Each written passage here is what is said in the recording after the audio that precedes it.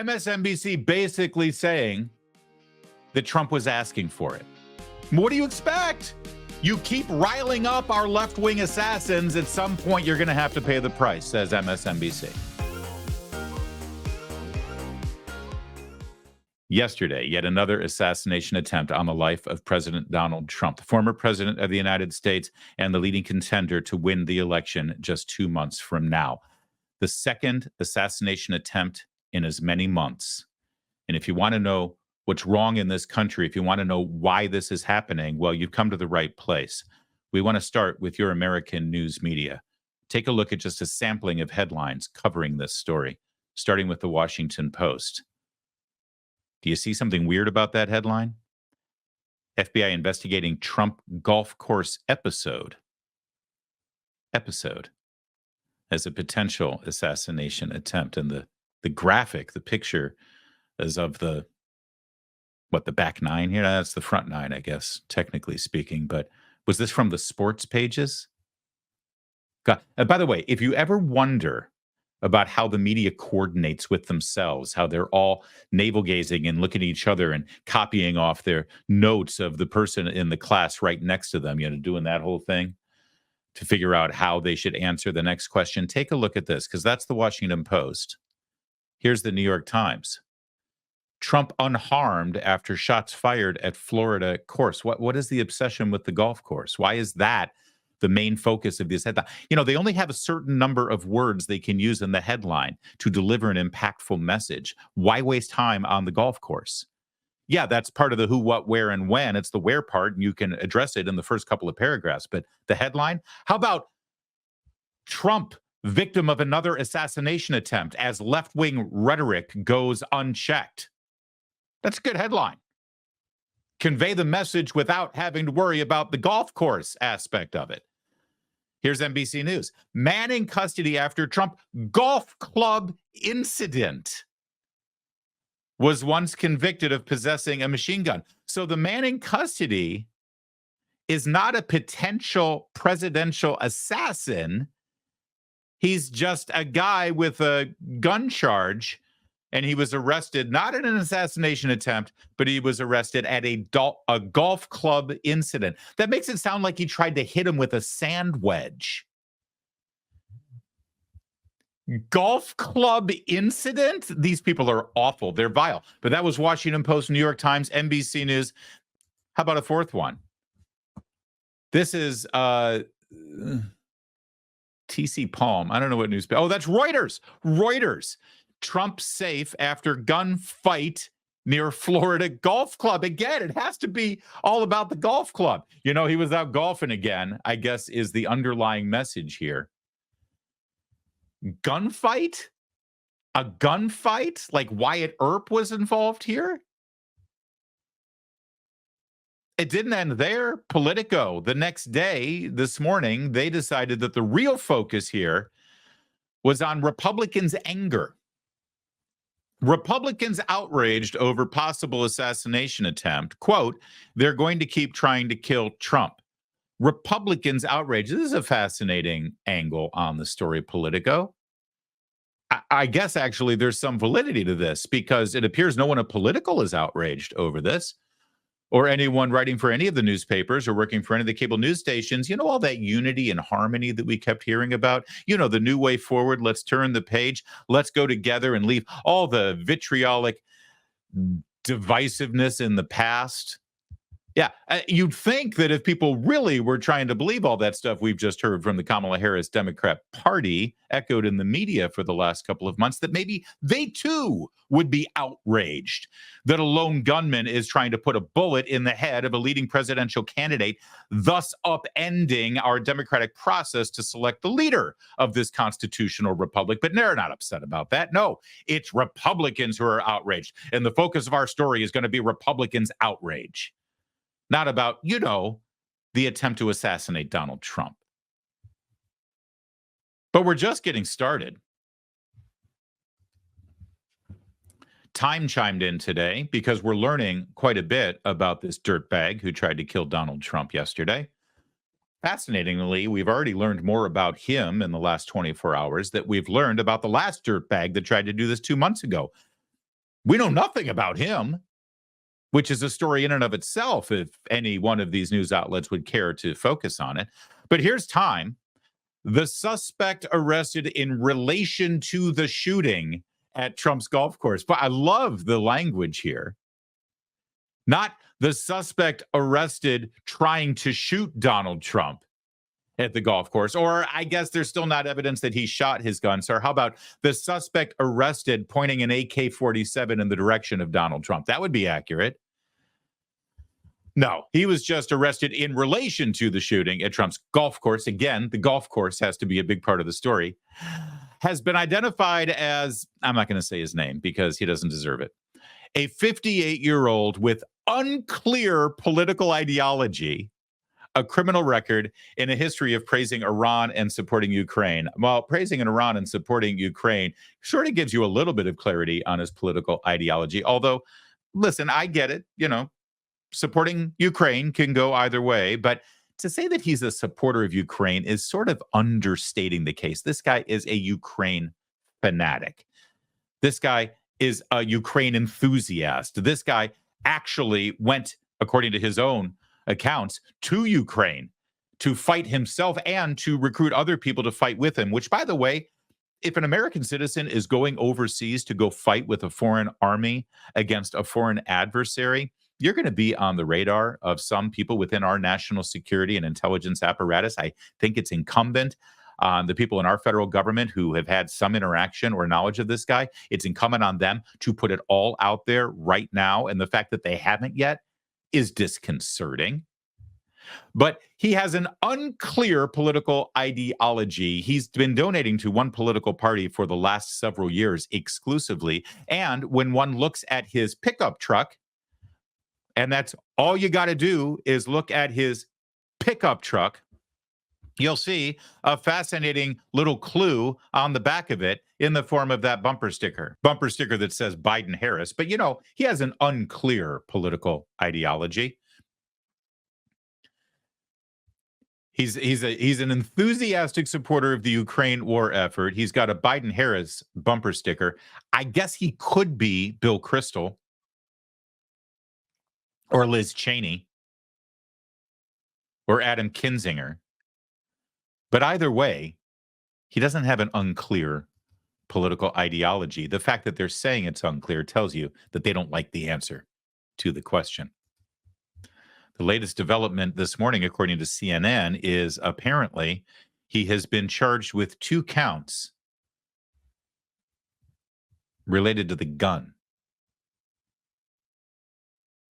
2 counts, including possession of a firearm while a convicted felon and possession of a firearm with an obliterated serial number, which I guess puts him right up there with Hunter Biden when it comes to violating federal law.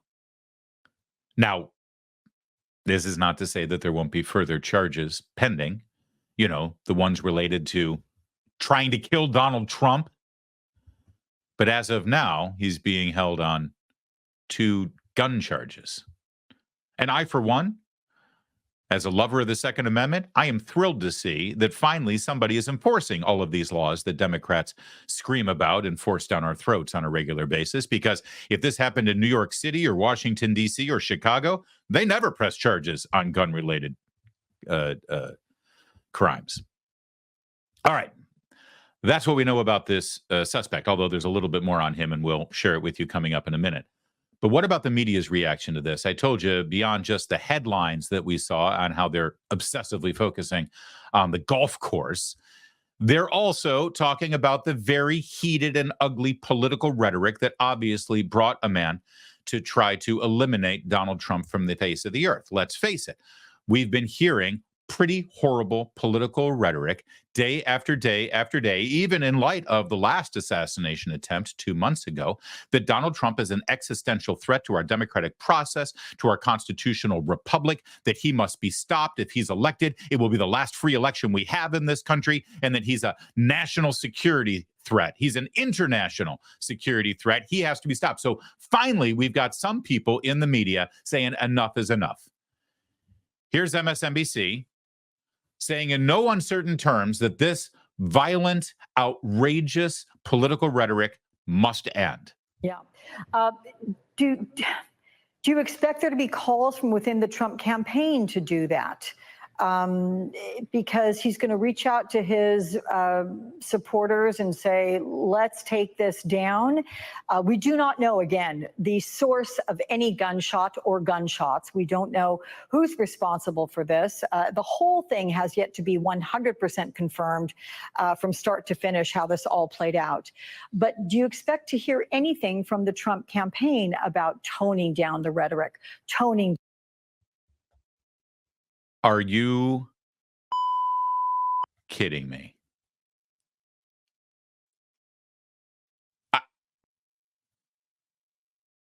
No, seriously, are you kidding me? I'm so sorry. MSNBC's concerns about the heated political rhetoric apparently are focused in just one direction, the Trump campaign. Now will the Trump campaign tone down the heated political rhetoric? Finally, what's it going to take? A bullet in this man's brain for him finally to shut up over there? MSNBC basically saying that Trump was asking for it. What do you expect? You keep riling up our left-wing assassins. At some point, you're going to have to pay the price, says MSNBC. MSNBC is basically saying that Donald Trump is like, you know, the loose woman wearing the miniskirt and the blouse cut down to here who's frolicking around in a bar and acting kind of slutty. I mean, listen, what do you expect is going to happen? She kind of had it coming. That's what MSNBC is saying here. Do you think they'll finally tone down their rhetoric? They keep angering people. No, they keep angering you.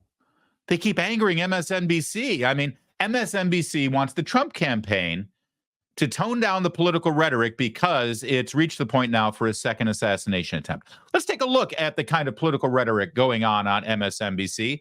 This was just, what, a month ago on Jen Psaki's show? And it is just unquestionable at this point that man cannot see public office again. He is not only unfit, he is destructive to our democracy, and he has to be eliminated. He has to be eliminated. Not he has to be defeated. Not we have to win in a landslide. Not we have to get more votes in the Electoral College process so that he isn't elected president. No. No, that's for amateurs. He has to be eliminated. Dan Goldman, a sitting congressman, Democrat from New York, he has to be eliminated. Our democracy, and he has to be eliminated. And why again, Dan Goldman, does he have to be eliminated? Again, he is not only unfit, he is destructive to our democracy, and he has to be. Yeah, you know the rest of it. He has to be eliminated. He's unfit. He's a threat to our democracy. He has to be eliminated. But MSNBC is concerned about the rhetoric coming out of the Trump campaign because he's just going to bring on more violence to himself. I mean, what are you going to do? Oh, Larry. That was a month ago. It was MSNBC. That's a one-off, right? Okay, you're right. You know what? Let's check in on MSNBC one more time. In fact, to be fair and compare apples to apples, let's check MSNBC versus MSNBC. Let's check Jen Psaki show to Jen Psaki show. And let's check that clip from Representative Goldman a month ago. Let's check it compared to, I don't know, let's say yesterday. In fact, let's check Jen Psaki's show on MSNBC yesterday, literally hours before the assassination attempt. Springfield is going through hell, but they're going through hell because the guy that says that he wants to be the commander in chief is actually bringing that hell to their footsteps.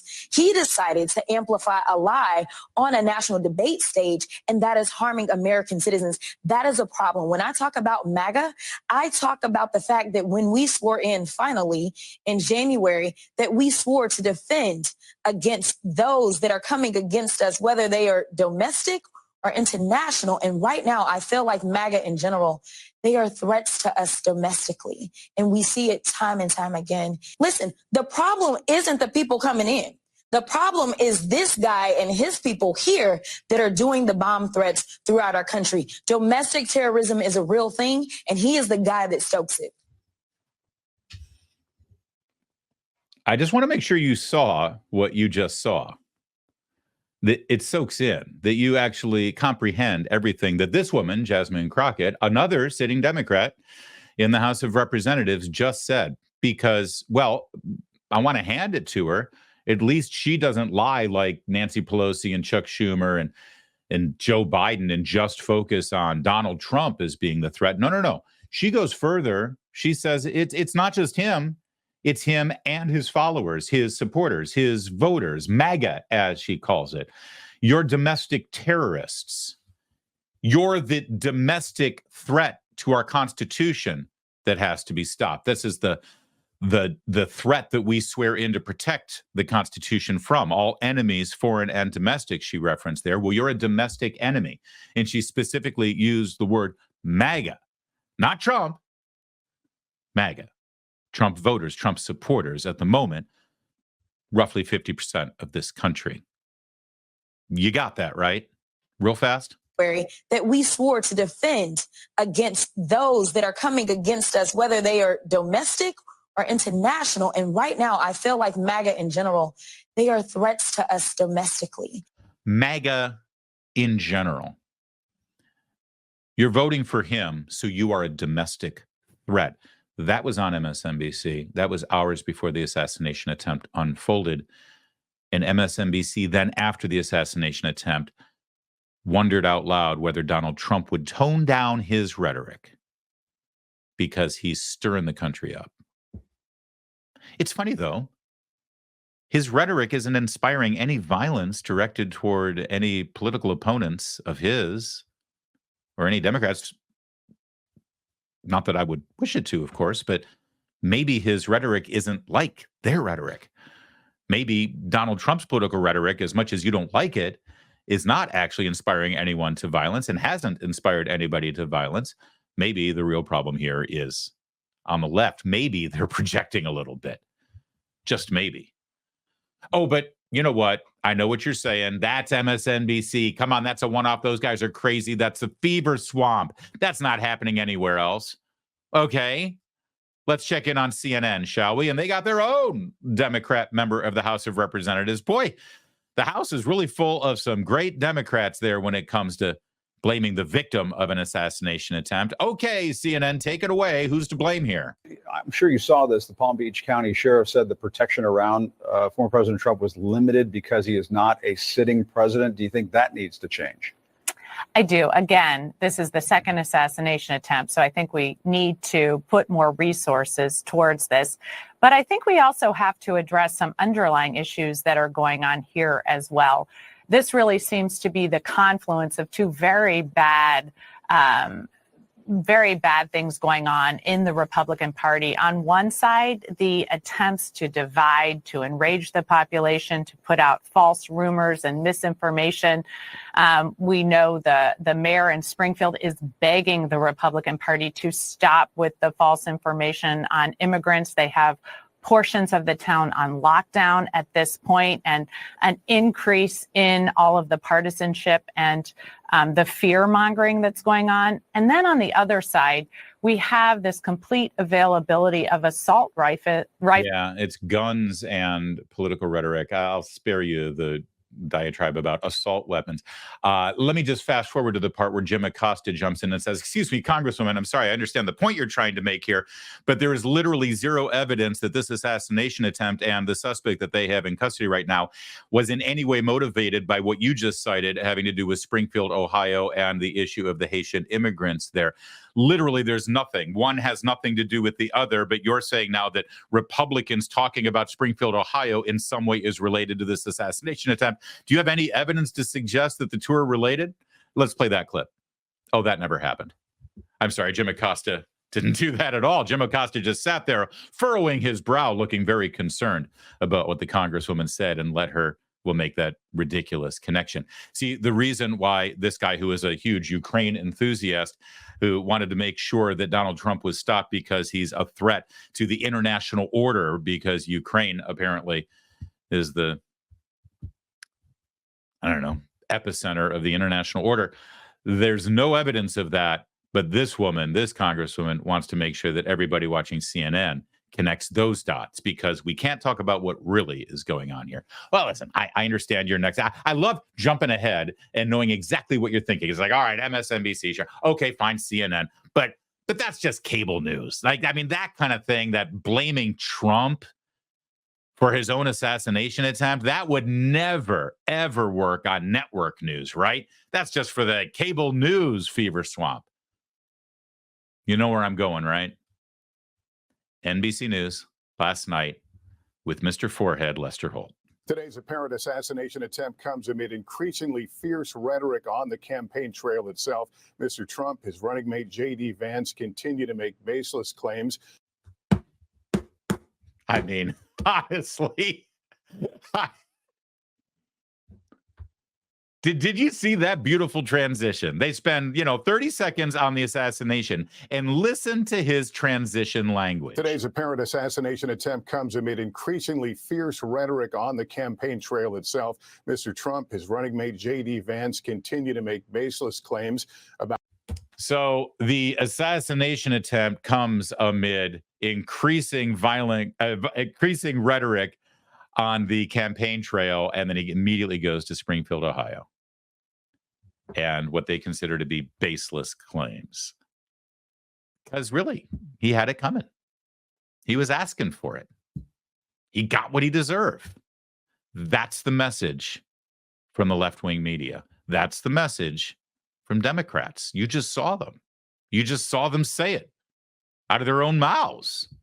And no condemnation anywhere from anyone, certainly not from Joe Biden and Kamala Harris. They put out written statements claiming that they were relieved that Donald Trump was safe, which you got to question. I mean, honestly, Joe Biden and Kamala Harris have spent the last, 7 years telling us that Donald Trump is the most dangerous man in America, that he will ruin our country, that he is this side of Mussolini and Hitler.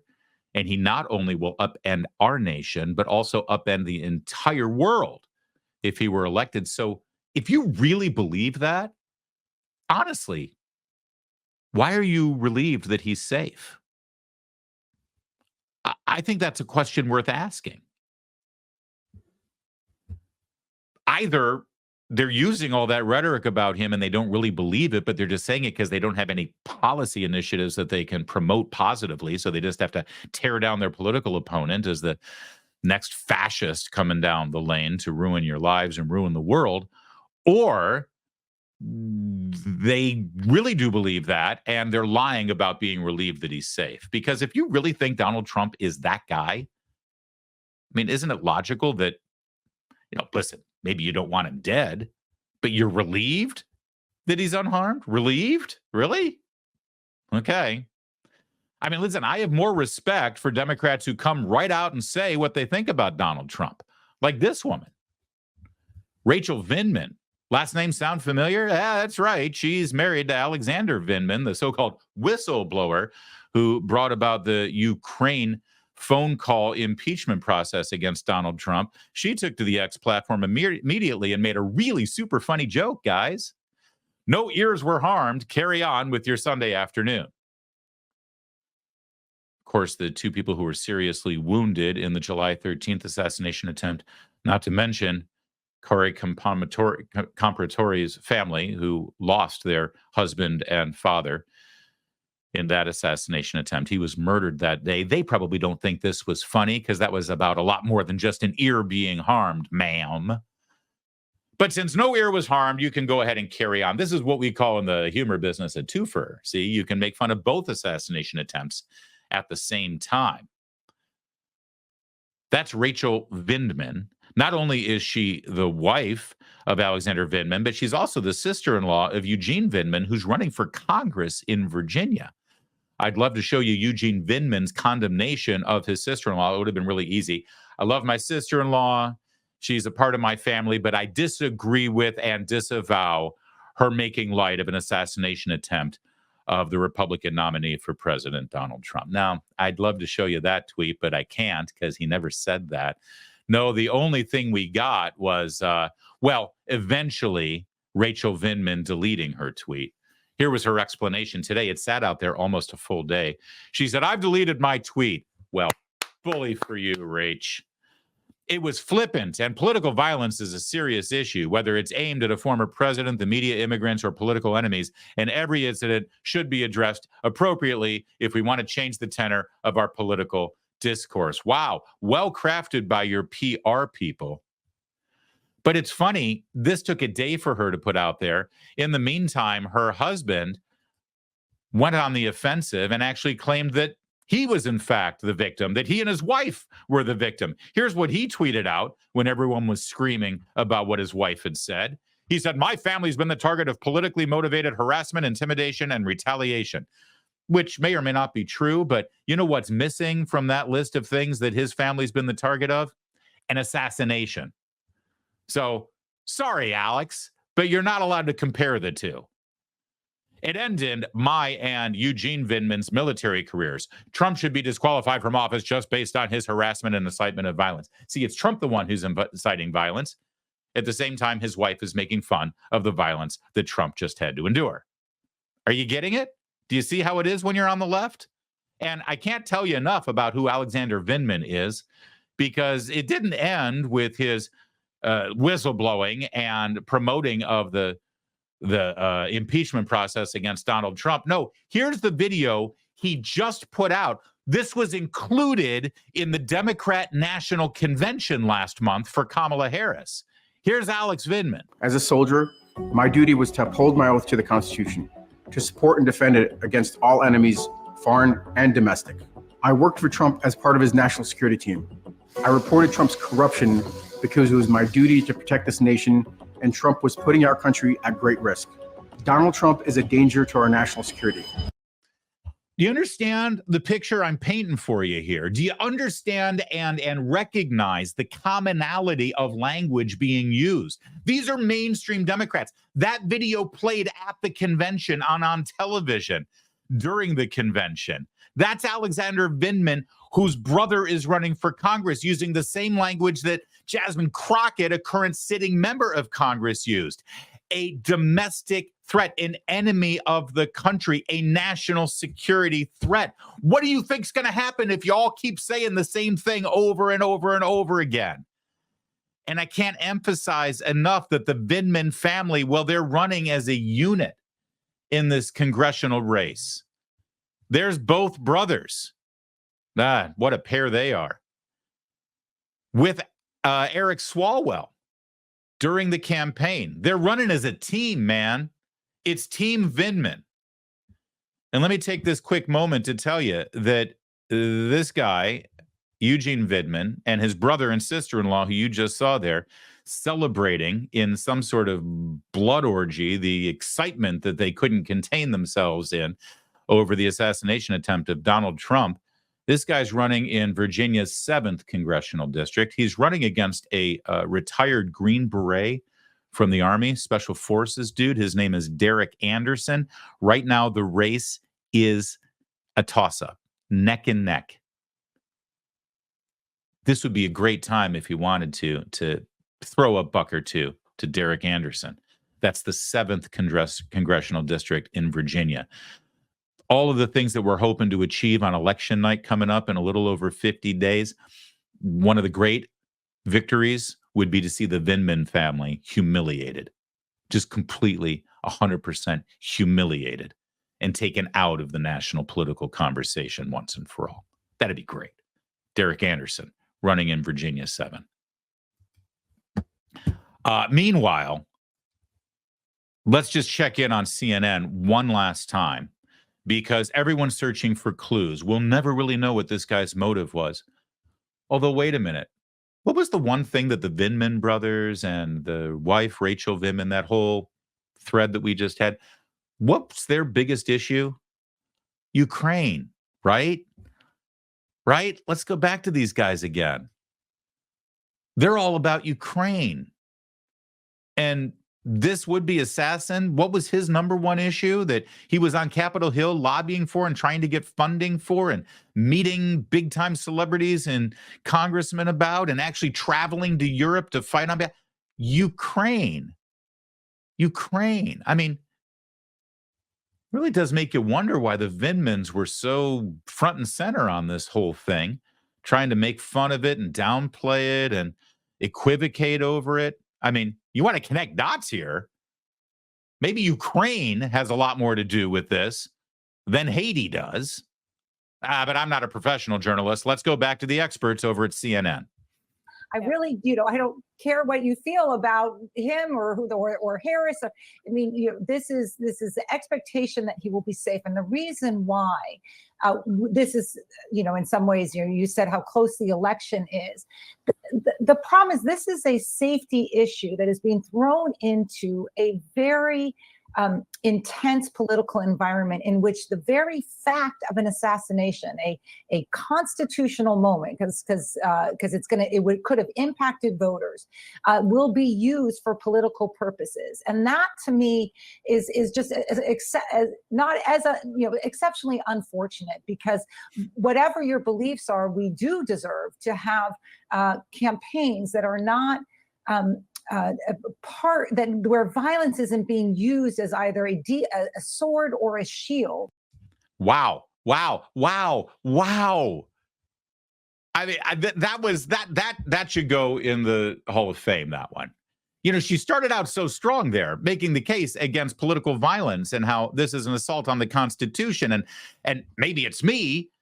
This is why we want a Secret Service to be able to protect our candidates, because one lone assassin's bullet shouldn't disrupt our entire way of life and our constitutional process. We, the people, should have the right to vote for the person that we want to vote for coming up in November. That's why it's not good when the Colorado State Supreme Court decides to step in and try to take somebody off the ballot. And it's not right when a prosecutor in Manhattan or a special prosecutor in Washington, D.C. tries to throw that candidate in jail before the election. You see, we should have the right to vote and let the voters decide what's going to happen here. So it looked like she was walking down that path, right? This sort of thing is terrible. It's terrible for our Constitution and our democratic process. But no, it has nothing to do with disrupting the election and taking a candidate out and removing that person from consideration. No, her real fear here is that it's going to be used for sympathy for Donald Trump. You picked that up, right? The real concern here is that this will impact voters, and voters might feel sorry for Donald Trump, and that would be terrible. But don't we deserve a better news media than this? Please tell me we do. They continue to shock me. But there are very serious questions now that need to be asked, that deserve to be asked, that I hope will be asked about our Secret Service. And let me just throw a couple of them out there. You're seeing a lot of analysts jump in front of cameras or write lengthy think pieces in their journals of choice and push them out on social media so that everybody can stare at their navels and be really circumspect about where things have headed with the Secret Service and how this is terrible for our system, that we, the people, can't know for sure that our political candidates are being properly protected. And I'd like to just sort of throw the yellow flag on that one for a moment, because from my perspective, as a voter, as a citizen, and as a commentator and observer of all of this, I'm not seeing the Secret Service having trouble protecting our political candidates. I'm seeing our Secret Service having trouble protecting one of our political candidates. I don't think the question in front of us right now is what's wrong with the Secret Service? Why can't our candidates for president be protected? I think the question is, what's wrong with the Secret Service when Donald Trump can't be protected?